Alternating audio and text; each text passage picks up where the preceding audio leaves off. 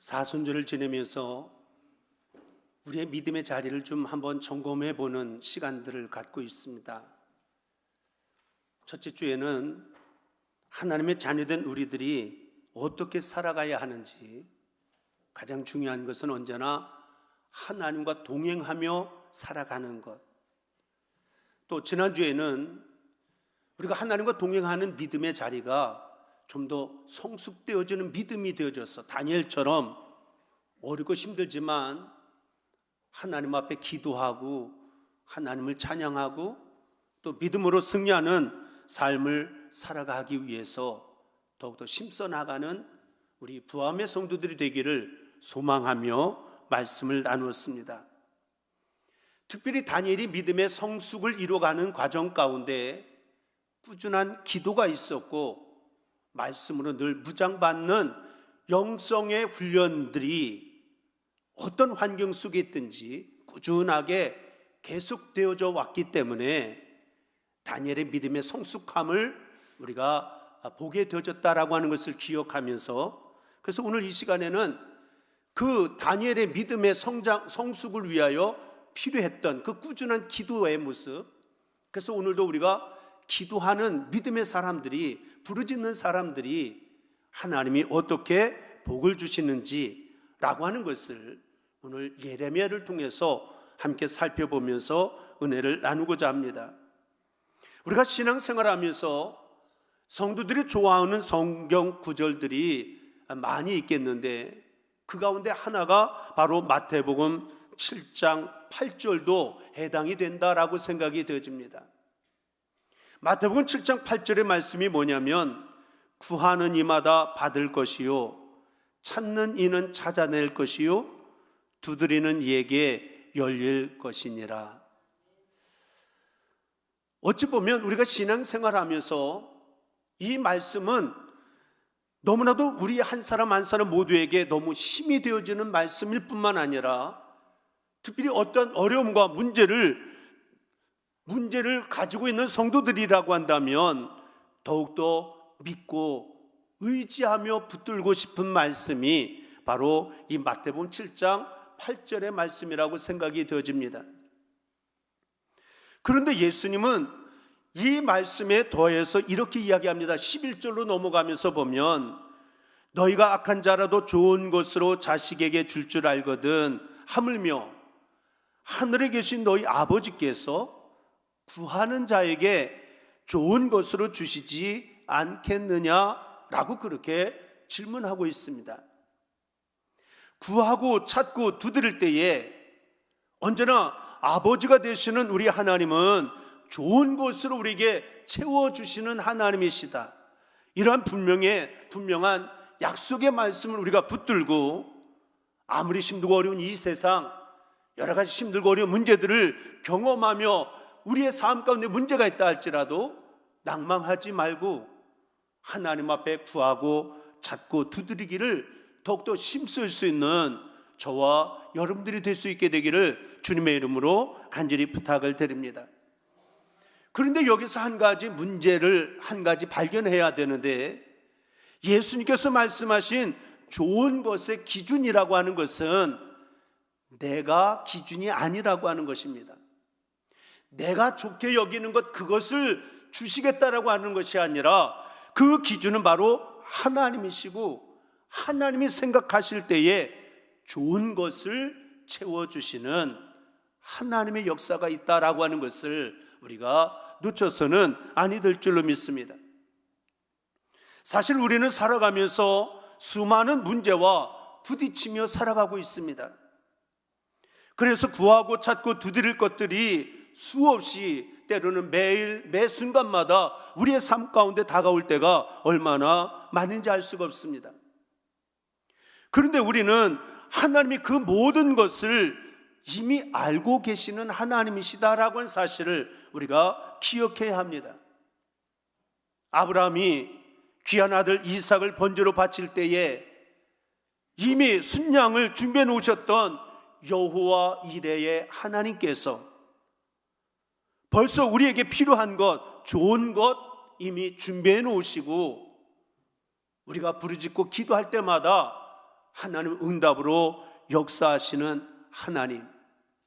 바라기는 우리 부함의 성도들의 지금 삶의 형편이 어떤 자리에 어떤 문제, 어떤 어려움이 있느냐, 그것이 중요한 것이 아니라 언제든 하나님 앞에 구하고 찾고 두드리는 우리 부함의 성도들이 되시기를 주의 이름으로 간절히 부탁을 드립니다.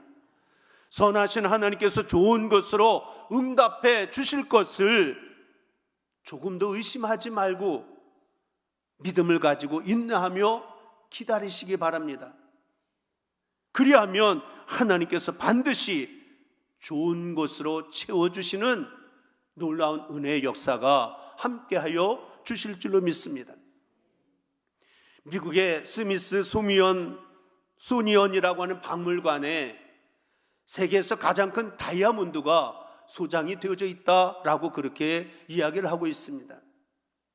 이 다이아몬드는 45캐럿이나 되어지는 인도산 다이아몬드라고 그렇게 일컬어지고 있는데, 그런데 놀라운 사실은 이 다이아몬드를 소장했던 모든 사람들의 삶이 불행한 삶으로 맞춰졌다라고 하는 놀라운 사실입니다. 그래서 저주의 보석이다 라고 그렇게 일컬어지는 이 다이아몬드, 원래 소유자는 페르시아 총독이 가지고 있었는데 이 페르시아 총독은 도둑에게 결국은 살해를 당하고 말았습니다. 그 이후에 보석이 프랑스의 루이 14세에게 이 소유권이 넘어가게 되어졌는데, 딱 한 번 목에 걸어본 것 외에는 결국 나중에 1000년 뒤에 걸려서 그 또한 죽음을 맞이하고 말았습니다.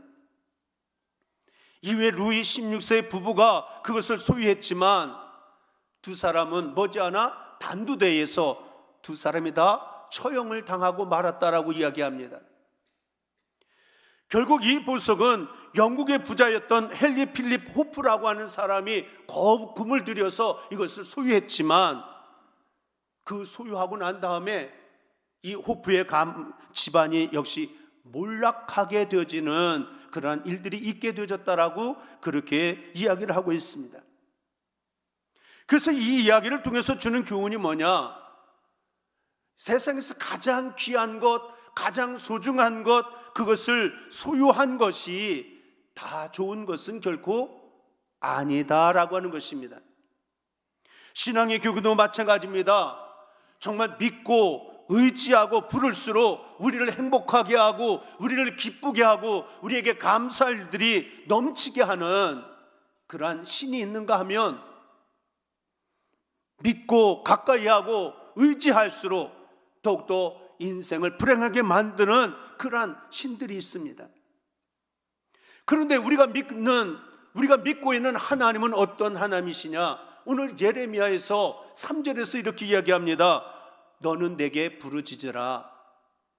내가 내게 응답하겠고 내가 알지 못하는 크고 은밀한 일을 내게 보이리라. 이렇게 말씀하시면서 하나님이 어떻게 일해 나갈 것인지를 풀어서 9절까지 간략하게 몇 가지를 소개해 주시는 말씀이 오늘 봉독되어진 말씀입니다. 그래서 오늘 이 아침에 특별히 사순절을 맞이하면서 더욱더 십자가 앞에 선 우리의 모습 가운데 겸손한 마음으로 무릎을 꿇고 기도 생활에 더욱더 열심을 더하며 이 사순절기를 걸어가고 있는 우리 성도들에게 부르짖어 간구하며 기도할 때 하나님이 어떻게 일하시는지를 더욱더 분명히 알고 확신 가지고 기도의 줄을 놓치지 않는 은혜가 있기를 소망하며 오늘 말씀을 통해서 몇 가지 나누고자 합니다. 먼저 첫째로 6절에 있는 말씀 가운데 보면, 보라 내가 이 성을 치료하며 고쳐 낫게 하고 라고 6절에 이야기를 하고 있습니다. 물론 이 성은 예루살렘 성을 의미합니다. 예루살렘 성 안에는 하나님의 거룩한 백성들이 사는 성입니다. 그러나 이 성에 살고 있는 사람들이 범죄할 때마다 하나님은 그 성을 치셨습니다. 그리고 그 성의 사람들이 나중에 회개하면 다시금 그 성을 회복시키시는 일을 하나님께서 이루어 가셨습니다. 예루살렘 성뿐이겠습니까? 하나님은, 성경은 이야기합니다. 하나님은 살리기도 하시고 죽이기도 하시는 하나님. 우리가 믿는 하나님은 흥하게도 하시고 망하게도 하시며 되게 할 수도 있고 되지 않게 할 수도 있는 하나님. 왜냐하면 그 이유는 창조의 하나님이시기 때문인 것입니다. 데일 매슈스라고 하는 의과대학 의사이면서 교수인 이 박사가 그런 이야기를 했습니다. 믿음이 병을 낫게 한다라고 하는 것은 과학적으로는 증명할 수가 없다. 그러나 분명한 것, 신앙은, 믿음은 사람의 마음을 평안하게 만들고 질병을 치유하는 힘이 있다라고 그렇게 이야기를 했습니다. 오늘 할렐루야 찬양대 인도하기 위해서 연습실에 내려갔다가 그 게시판에 붙어있는 한 글을 보았습니다. 김의신이라고 하는 박사, 서울대를 졸업하고 나중에 미국에 가서 암센터에서 30년 넘게 활동을 했던 이 김의신이라고 하는 박사가 그러한 글을 써놓았습니다. 암세포를 잡아먹는 암 자연살해 세포 수치가 찬양대 찬양대원들에게는 일반 사람들보다 1000배 높게 나타났다. 찬양대는 아멘 해야 되는데 여기서는 아멘 안 하고 저기서 아멘 소리가 들렸는데, 하나님을 찬양하고 하나님의 은혜를 기뻐하며 하나님 앞에 노래를 부르는 찬양대원들은 우리 몸 안에 하루하루마다 암세포들이 만드는데 그 암세포를 잡아먹는 그러한 수치가 일반 사람들보다 1000배가 높아서 암이 다가올 수도 없고 암을 물리칠 수 있는 힘, 저항력이 그만큼 많이 있다. 찬양대뿐만이 아닙니다. 정말 하나님의 은혜를 감사하고 그리고 찬양의 입술을 메마르지 않고 살아가는 믿음의 성도가 된다라고 한다면 여러분들의 삶 가운데도 이 암세포의 자연 살해 세포가 날로 높아져서 건강의 축복을 하나님께서 지켜주신 은혜를 힘있게 되어줄 줄로 믿습니다. 의학 전문가들은 말합니다. 믿음이 강한 사람일수록 우울증이나 자살 충동이나 알코올 중독이나 마약 중독에 빠질 확률이 확실하게 적다. 세상 사람들은 쉽게 낙담하고 그 세상의 유혹에 쉽게 넘어진다 할지라도 믿음을 가진 사람, 하나님의 능력을 믿고 의지하며 기도에 무릎을 꿇을 수 있는 사람들은 그만큼 그러한 좌절과 절망에 빠질 확률이 그만큼 확실히 적다라고 하는 것. 바라기는 저와 여러분들이 하나님께서 예루살렘을 고치시고 낫게 하시는, 부르짖는 자에게 응답하시는 하나님인 것을 기억하면서 내가 살고 있는 삶의 자리가 황무한 땅, 힘들고 어려운 환경, 육신적으로 연약함이 있다 할지라도 하나님 앞에 기도할 때에 고치시고 낫게 하시는 축복의 역사를 경험할 수 있는 우리 부함의 성도들이 되시기를 주님의 이름으로 간절히 축원을 드립니다. 요즘 의학적으로 보면 안에 다 진찰되지 않고도 얼굴만 보아도 저 사람은 어떤 병이 있겠구나 라고는 환자를 구별하게 되어지는 그러한 병약이 점점 이렇게 발전이 되어져 가고 있다라고 그러한 이야기를 하고 있습니다. 얼굴이나 눈동자가 약간 푸른 빛이 많이 드러나면 감기나 냉증 그런 것으로 더 많은 사람들보다 어려움을 당하게 되어질 때가 있고, 또 붉은색이 많아지면 발열, 흥분, 가슴 두근거림들이 많아진다라고 이야기를 합니다. 그리고 황색이면 설사나 소화 불량이나 부종이 많이 나타나게 되고, 백색이면 무기력, 탈진, 피로가 많게 되어진다. 흑색이면 어혈과 만성 피로로 고생하게 되어진다. 다시 말하면 의사는 이렇게 환자의 얼굴 색깔만 보고도 어디가 아픈지, 어딘가에 약점이 있는지를 안다라고 한다면, 하물며 하나님이 저와 여러분들의 모든 것, 이미 알고 계신 하나님, 나를 창조하신 하나님, 그 하나님 앞에 모든 것을 내어 맡기고 하나님 앞에 간구할 때에 하나님께서 우리의 모든 것 고치시고 낫게 하시고 하나님께서 치유하시는 능력의 역사로 함께 하실 줄로 믿고 믿음을 가지고 기도하는 줄을 놓치지 않는 우리 부함의 성도들이 되시기를 다시 한번 주의 이름으로 간절히 축원을 드립니다. 또 두 번째로는 7절에 있는 말씀 가운데 보면 내가 유다의 포로와 이스라엘의 포로를 돌아오게 하여, 다시 말하면 70년 동안 지금 바벨론 땅에서 포로 생활하고 있는데 바벨론 땅에서 돌아오게 하여 그들을 처음과 같이 세울 것이며, 지금은 포로가 되어져서 바벨론 땅에 거하고는 있지만 하나님이 다시금 돌아오게 하시고 이전에 누렸던 행복하게 살았던 처음처럼 다시금 회복하게 하시는 은혜를 베풀어 주실 것에 대한 약속의 말씀이 7절의 말씀입니다. 우리가 누가복음 15장에 늘 말씀을 드리는, 저는 탕자의 비유라고 하는 말씀보다는 아버지 하나님의 사랑의 비유라고 그렇게 늘 말씀을 드릴 때가 많이 있는데, 이 아버지 하나님의 사랑의 비유에 대한 말씀 가운데 둘째 아들을 우리가 주목해 볼 필요가 있습니다. 둘째 아들이 어떻게 했습니까? 아버지로부터 물려받게 될 유산을 미리 다 아버지가 떼를 쓰고 물려받았습니다. 그리고 다 정리해서 집을 떠나갑니다. 그리고 13절로 가면서 보니까 먼 나라에 가서 아마 살기 좋은 땅인지 모르지만 그곳에 가서 허랑방탕하며 살았다라고 그렇게 기록을 하고 있습니다. 나름대로 그곳에 가서 즐기며 폼잡고 즐기면서 살았을지 모르지만 그 시간이 오래 가지를 못했습니다.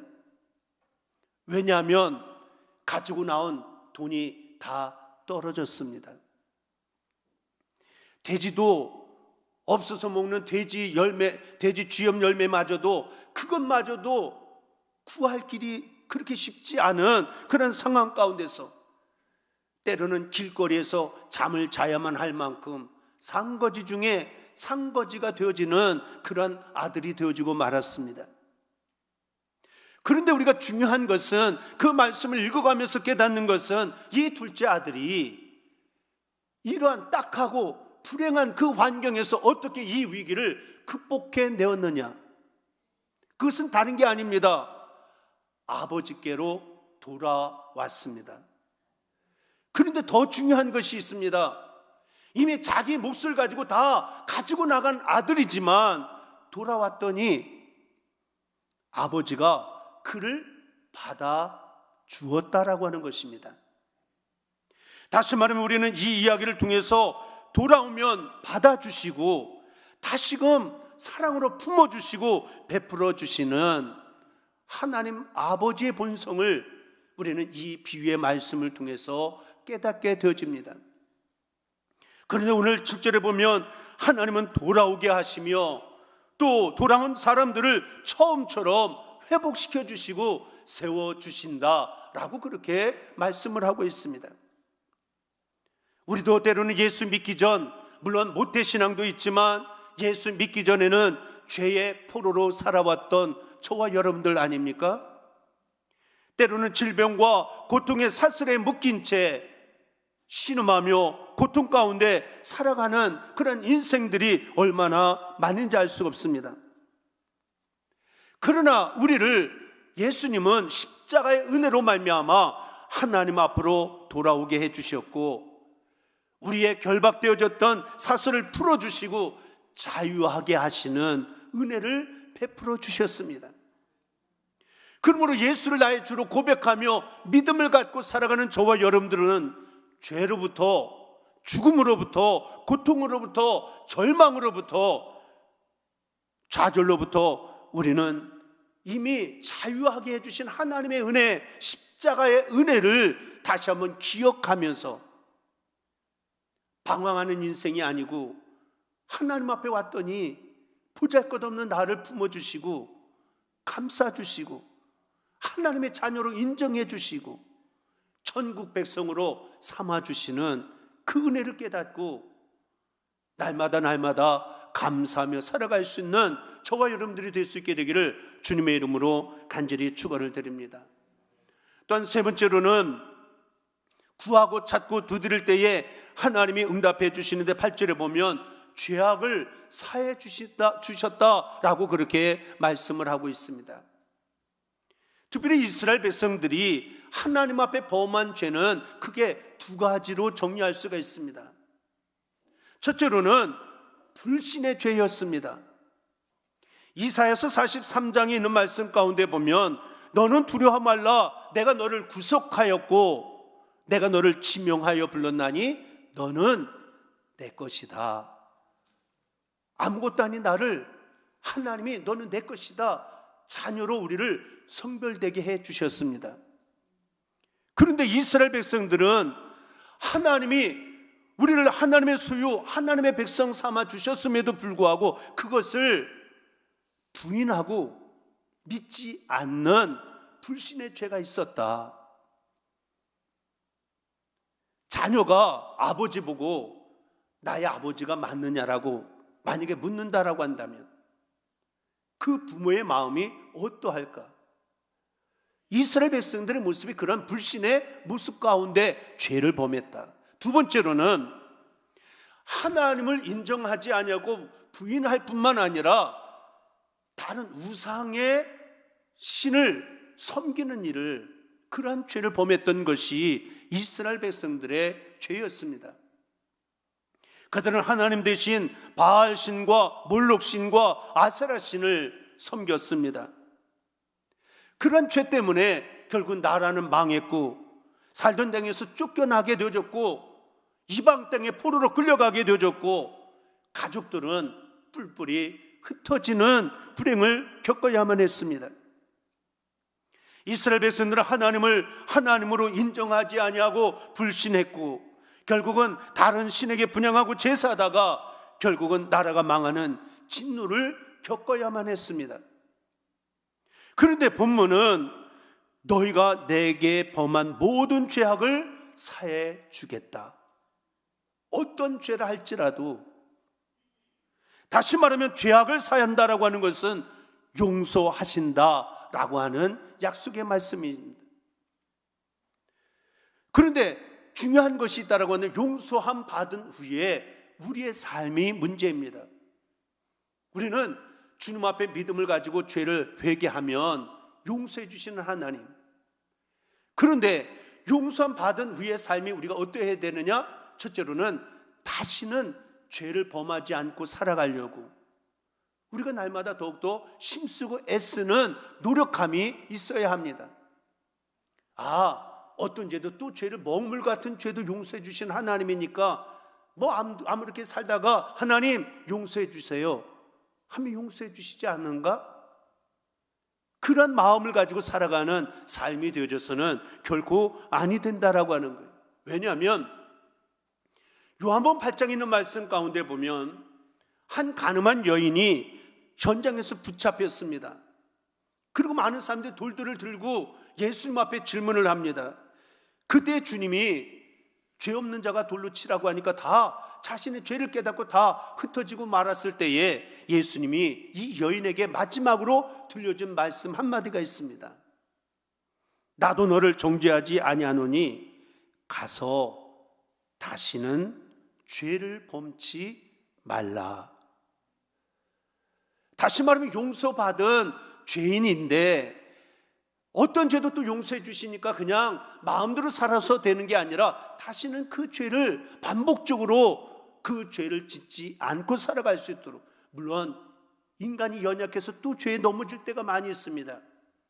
그러면 다시 죄를 범하지 않고 살아가기 위해서 어떻게 해야 합니까? 내 힘으로 되지 않으니까 기도하고 성령님을 의지하고 성령님의 도우심을 받아, 그래서 죄의 유혹이 올 때 이것을 이겨내며 승리의 삶을 살아갈 수 있는 우리 모두가 되어줘야 될 줄로 믿습니다.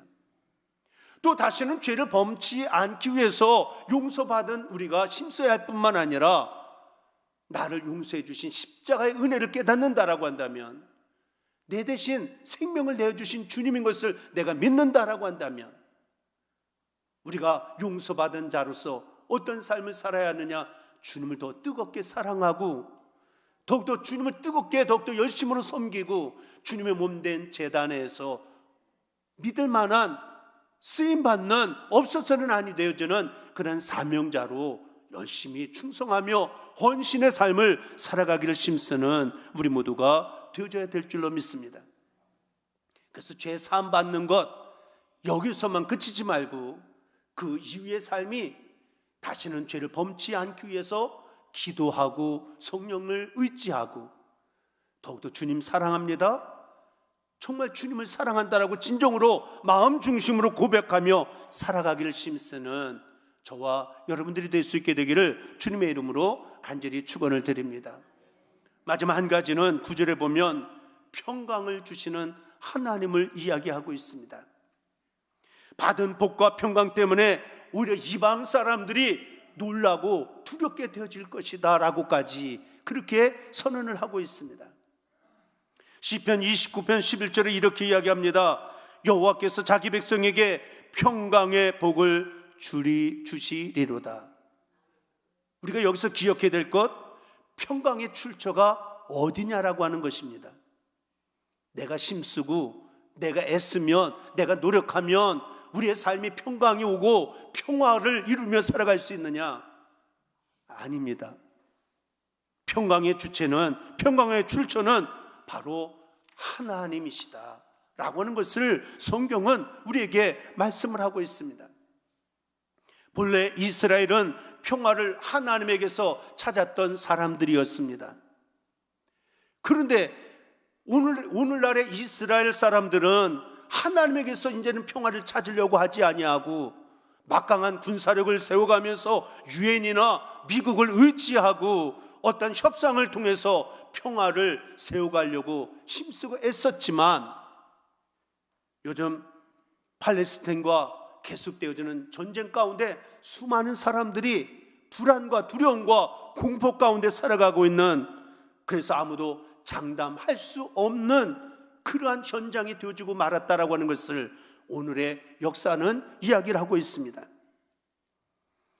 여기서 이스라엘이 기억해야 될 것, 하나님께서 그 성에 평강을 주신다라고 하는 것, 세상의 힘으로 군사력으로 평화를 만드는 것이 아니라 하나님이 주셔야, 세상이 주는 것은 사람에 의해서, 세상 힘에 의해서 무너질 수가 있지만, 빼앗길 수가 있지만, 하나님이 주시는 평강은 시들지도 날아가지도 꺼지지도 않는 평강을 우리가 얻게 되어진다라고 하는 것을 기억하고, 이것은 이스라엘뿐만 아니라 하나님의 거룩한 백성들도 위로부터 내려주시는 평강을 받고 누리며 살아갈 수 있는 우리 모두가 되어져야 될 줄로 믿습니다. 우리가 누리고 원하는 평화는 우리가 힘쓰고 애써서 이루어지는 것이 아니고 하나님이 하늘에서 내려주시는 것. 그래서 평화를 찾아 우리가 세상에서 방황하거나 세상에서 나가서 기웃거리지 말고 하나님 앞에 무릎을 꿇고 기도할 때에 하나님이 위에서 주시는 평화, 참 평강, 참된 평화의 마음을, 평화의 삶을 누리며 살아가기에 부족함이 없는 우리 부함의 성도들이 되시기를 주님의 이름으로 간절히 축원을 드립니다. 남은 사순절기 동안 기도하는 자리에 더욱더 겸손함에 무릎을 꿇기를 더욱더 힘쓰는 저와 여러분들이 되셔서 치유하는 역사, 회복시켜 주시는 은혜, 죄를 용서함 받고 위로부터 내려주시는 참된 평강을 마음껏 체험하고 누리며 살아갈 수 있는 복된 은혜가 함께 할 수 있게 되기를 다시 한번 주님의 이름으로 간절히 축원을 드립니다. 기도하겠습니다. 사랑의 아버지 하나님, 열심히 살아가고 힘쓰고 애쓰며 살아가는데 늘 불안과 염려, 근심, 걱정이 떠나지 않는 삶이 될 때가 얼마나 많이 있는지 알 수가 없습니다. 하나님 앞에 내어 맡기고 겸손한 마음으로 무릎을 꿇고 기도하는 기도의 파수꾼들이 되게 하여 주셔서 하나님이 약속해 주신 이 놀라운 은혜의 축복들이 우리의 삶의 자리에 이루어지게 하시고 약속된 축복의 열매를 바라보면서 잃어버렸던 찬양과 감사를 회복하며 살아갈 수 있는 우리 부함의 성도들이 되게 하여 주옵소서. 믿사옵고 우리 주 예수 그리스도를 받들어 간절히 기도드리옵나이다. 아멘. 다 찬송가 360